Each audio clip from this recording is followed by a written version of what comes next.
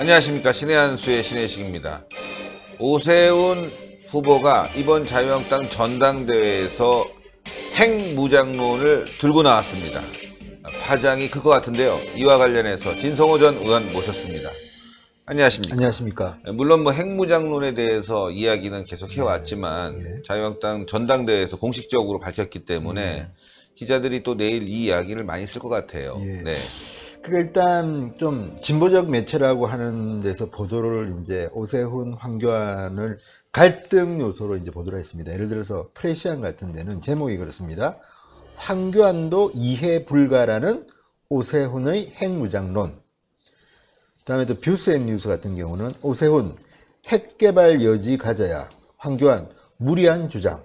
그러니까 오세훈과 황교안이 이제 핵개발을 놓고 논쟁을 벌이는 제목을 뽑았는데, 방점은 황교안은 좀 합리적이고 오세훈은 좀 무리한 핵무장론을 편다. 뭐 평화론자 입장에서 볼 때는 오세훈은 뭐 전쟁론자냐 이런 이제 뉘앙스를 했는데, 근데 사실은 이거는 겉으로 드러난 제목일 뿐이고 실제로 들여다보면 황교안과 오세훈은 대단히 진지한 안보 논쟁을 한 겁니다. 그러니까 사실 이거는 이 전제는 그렇습니다. 문재인 정권의 지금 안보가 불안하다는 거는 두 사람이 다 일치하는 견해입니다. 근데 이제 오세훈 후보는 핵 개발론이 필요하다, 지금 우리나라에서. 이거 황교안 전 총리는 총리를 지낸 사람이기 때문에 국제적인 여론을 보면 좀 무리한 생각 같다고 이제 둘이 붙었는데, 이게 오늘 자유한국당의 유튜브 옳은소리의 당대표 후보 경선자 토론에서 좀 내용이 있는 토론으로 보입니다. 그러니까 이게 지금 무슨, 물론 생각이 다를 수 있죠. 뭐 후보들끼리. 그런데 이거 둘 다 대한민국 안보를 어떻게 하느냐에 대한 전제를 깔고 이제 했던 말인데, 자, 조금 더 구체적으로 제가 이제 설명을 드리면, 첫째, 지금 문재인 정권의 이 안보가 얼마나 위험하냐면, 여러분도 아시다시피 지금 작년 9월에 평양에서 군사 합의라는 걸 했는데, 이거는 많은 군사 전문가들이 사실상 이거는 이 무장 해제하라는 그런 뉘앙스의 내용이다. 절대 이걸 하면 안 된다고 주장하는 분들이 많습니다. 왜? 지나치게 김정은 정권에 굽신거리는 듯한 문재인 정권의 안보입니다. 심지어는 국방장관이, 다른 뭐 통일부 장관은 이런 이야기 할 수 있다고 치지만 국방부 장관은 최악의 경우를 대비해서 안보를 해야 되는데, 지금 뭐 탄해지고 있지 않습니까? 무장 해제 비슷하게. 그렇죠. 그런 상황에서 이제 오늘 오전 열린 이 당대표 후보자 방송 토론의 주제가 이거였습니다. 자, 문재인 정권의 이 불안한 안보를 어떻게 할 것이냐. 여기에 대해서 오세훈 후보가 발제를 한 겁니다. 이 내용은 1979년으로 거슬러 올라갑니다. 서독의 슈미트 수상이 이런 비슷한 얘기를 한 겁니다. 무슨 이야기냐면, 자, 이중결정 전략입니다.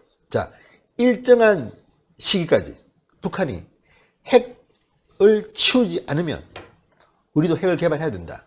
이게 오세훈의 주장입니다. 그러니까 이게 뭐냐면 넛지 전략이라고 하는 건데, 과거에 1979년에 서독이, 그때는 서독 동독 나눴을 때입니다. 슈미트 수상이, 자, 지금 세계 여론이 핵을 못 가지게 하지만 지금 우리가 동독이나 서류를 상대로 어느 시점까지 문제가 되면 우리는 핵을 만들겠다, 개발하겠다.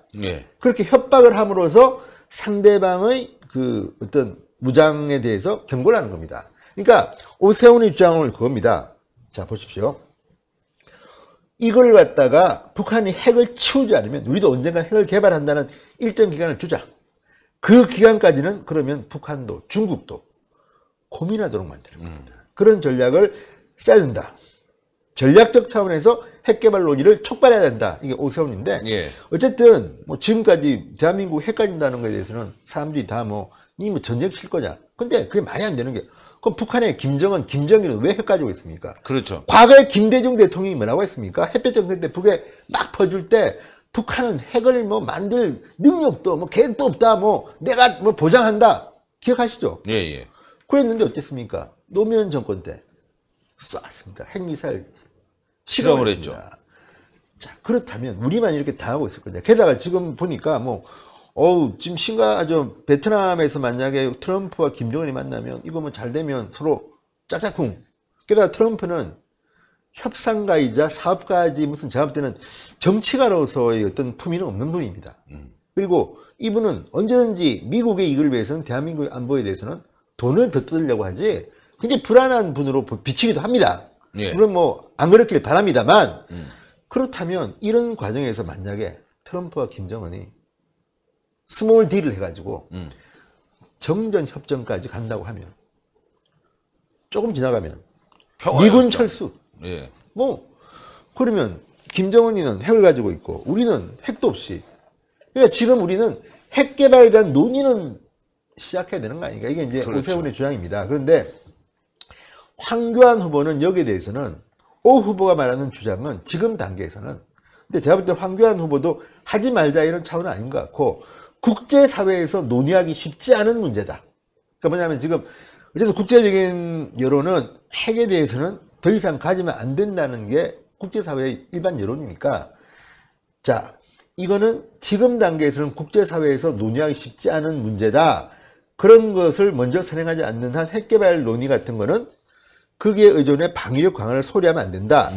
오히려 이제 이렇게 하면 미국과의 지지를 얻기 힘들고 혼란이 있을 수 있다. 이게 이제 황교안의 입장입니다. 그러니까 저는 이거는 물론 이제 저는 개인적으로 오세훈 후보의 말을 좀 지지를 합니다만 황교안 후보의 이 말도 일리가 있긴 합니다. 왜냐하면 그렇다면 저는 차선책으로는 자, 황 후보의 이 말이 이제 성립하려면 저는 우리가 핵 개발하지 않더라도 미국에 있는 전략핵을 요구할 수 있죠. 가져오면 되는 겁니다. 그러니까 다양한 방법이 있습니다 지금. 근데 자꾸만 우리는 이거 뭐 말도 못하게 하고 김정은이는 포기합니까 지금? 제가 볼 때는 절대 핵 포기 안 합니다. 저는 개인적으로는 말이죠. 야당의 입장이니까 지금 여당이라면 당연히 이게 일파만파 일이 더 커질 수 있단 말이죠. 실제로 실행에 옮길 수 있으니까 뭐 야당이 주장하는 거 실행에 옮기긴 어렵지만 주장을 통해서 이런 목소리가 있다는 것을 국제사회에 알린다는 것도 중요할 것 같아요. 그렇죠. 그러면 미국이 야당이 정권을 잡으면 핵 개발을 하겠네. 우리가 지금 조금 더 신중하게 대한민국과의 외교 관계를 설정해 나갈 필요가 있겠네. 이 부분에 있어서는 오세훈 후보의 핵 개발론, 야당이 주장하는 건 저는 괜찮다고 봐요. 여당의 입장에서는 굉장히 말씀한 대로 그러니까 국제사회에 여러 가지 실행의 목적이 있으니까 뭐 제재를 받을 수도 있고 말이죠. 여러 가지 부담스러운 점이 있지만 야당의 입장에서 이 목소리를 높였을 때 정권을 가져왔을 때 적어도 전술핵을 배치할 수 있는 그런 동력은 얻어낼 수 있지 않을까 싶어요. 게다가 오세훈의 이 주장의 방점은 중국입니다. 그러니까 뭐냐면 지금 중국은 사실은 북한을 이용해서 한반도에 대해서 영향권을 행사를 하고 있습니다. 그죠? 근데 만약에 한국이 핵 이야기를 꺼내면 중국은 긴장할 수밖에 없습니다. 왜? 북한의 핵은 중국이 컨트롤할 수 있다고 믿을지 모르겠으나 대한민국에서 핵을 만든다고 하면 언젠가는 부담이 됩니다. 그리고 미국의 전술핵이 배치도 부담이 됩니다. 중국이 긴장할 수밖에 없는 카드 플러스 일본도 긴장합니다. 그렇죠. 그러니까 이게 지금 자꾸만 우리는 북한하고 중국을 갖다가 사실은 과거에는 우리 주적은 중국하고 북한입니다. 우리는 옛날에 중국이라고 부른 적이 없습니다. 중공이라고 그랬습니다. 기억하시죠? 네, 그렇습니다. 중공이 대한민국을 쳐들어왔습니다. 과거에. 그렇죠. 전쟁 친 나라입니다. 인해 전술로. 그렇죠. 그렇다면 지금 물론 뭐 무역 등등해서 지금 그럴 필요까지는 없겠지만 김정은이가 핵을 포기하지 않는다면 우리도 핵 개발 얼음장을 놓을 필요는 있다. 아니면 전술핵도 갖고 오겠다. 그런 거고 또 오늘 이제 나왔던 말이 한국형 삼축체계입니다. 이게 뭐냐면 과거 이제 그 보수 정권 박근혜 이명박 정권 때는 세 가지 그러니까 한국형 미사일 방어 체계 킬체인, 대량 응징 보복 체계 등 세 가지 삼축 체계를 만들어서 이제 그 북한에 대해서 이제 방어 체제를 구축했습니다. 그런데 이걸 갖다가 문재인 정권 들어서는 이 용을 없애버리고 핵 대량 살상 무기 대응 체계로 변경을 했습니다. 그러니까 과거에 좀 축소됐다는 느낌이 들죠. 근데 이제 황교안 후보 같은 경우는 자 박근혜 정권 때 이 삼축 체제만으로도 된다. 이게 중요하다는 이야기고 오세훈 후보는 이거 인정하지만 근데 이거는 좀 약하다. 왜? 이 삼축 체제는 방어용 체제입니다. 그리고 이미 조선일보 유영원 기자도 썼지만 군사 전문가 썼지만 이건 돈이 상당히 많이 듭니다.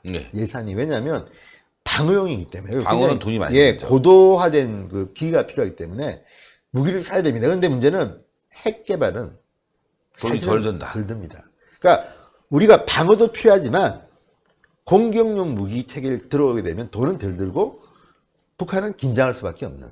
그러니까 이걸 가지고 이제 둘이 이야기하는데, 근데 뭐 오세훈 후보도 황교안 후보의 이거 삼축 체계 무리하게 이 실효성은 떨어지지만 이도 필요하다. 그러니까 지금 어쨌든 간에 할 수 있는 건 다 하고 그 다음에 이제 공격형 시스템 핵 개발 이걸 이제 이야기하는 거기 때문에 사실은 둘 다 뭐 큰 차이가 없습니다. 게다가 이제 오늘 또 보면 황교안 뭐 오세훈 말고도 김진태 의원도 뭐 나름대로는 북한은 핵을 포기하지 않는데 무리한 무장 해제를 하고 있다. 평화가 말로만 된다고 독재자의 말을 믿었다면 인류 역사상 전쟁은 없을 것이다.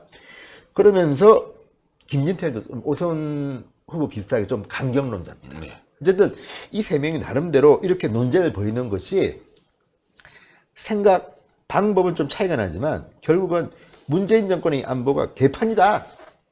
이걸 놓고 이제 한 겁니다, 사실은. 그러니까 듣고 있는 문재인 정권의 안보 관계자들은 열받을 겁니다. 예. 왜? 너무 못하니까. 그러니까 이 차이들은 좀 있지만 이거는 방법상 또는 어쨌든 뭐가 선우냐는 거지만 지금 어쨌든 문재인 정권의 안보는 대단히 허술하고 그 전제에서 다 이야기한 거기 때문에 좋다. 그리고 이제 오세훈처럼 핵개발, 저는 이거는 한번 우리가 야당은 요구할 필요가 있다고 저는 봅니다. 그렇죠. 그래서 이게 뭐 돈이 생각보다 안 듭니다. 그리고 이렇게 우리가 한다는 것을 강조함으로써 북한과 중국은 긴장시키는 효과도 있다.